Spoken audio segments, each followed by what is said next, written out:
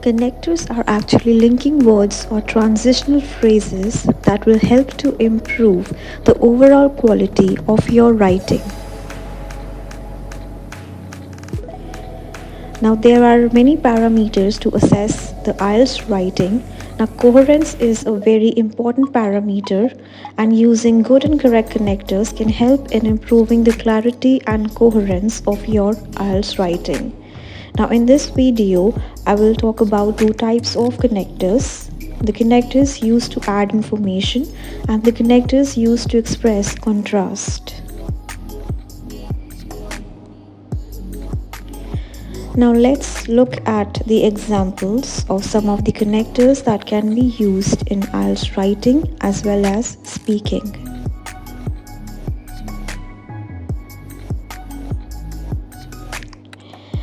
The connectors to add information, the most common one is moreover. Now let's look at some other examples.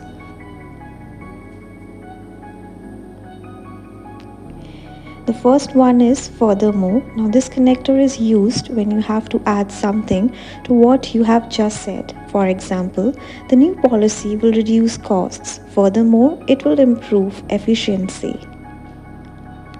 The next one is in addition. Now this connector is used to indicate that something is being added to what has already been mentioned. For example, the project was completed on time. In addition, it was under budget. The next is in addition to. Now it is used in the beginning of the sentence. For example, in addition to reducing costs, the new policy will improve efficiency. The next one is besides. Now it can be used in two ways, as a preposition and as an adverb.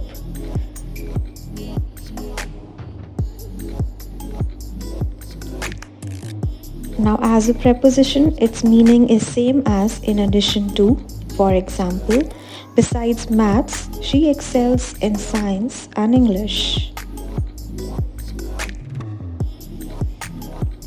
As an adverb, its meaning is same as moreover. For example, she is very hardworking. Besides, she is also very talented. The next is what's more. Now this is used to add extra information to support the point that you are making.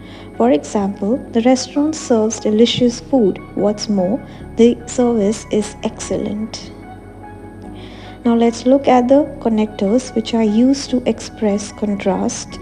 The most common one is however. Now we'll look at the other examples.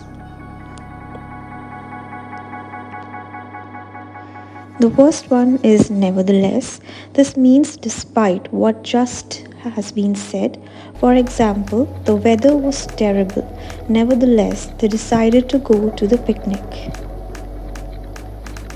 The next one is on the contrary. It is used when you are disagreeing with something that you just said. For example, on the contrary, there may be some who would agree with this statement. Conversely, now this is used to introduce a statement that contrasts with the previous statement. For example, in urban areas, public transportation is readily available. Conversely, rural areas often lack. The next one is despite. Now this is used to connect two contrasting ideas.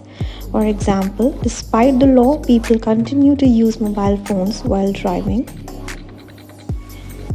Now these were only some of the connectors. I'll be discussing some more connectors in other videos. So for more such videos, like and subscribe the channel.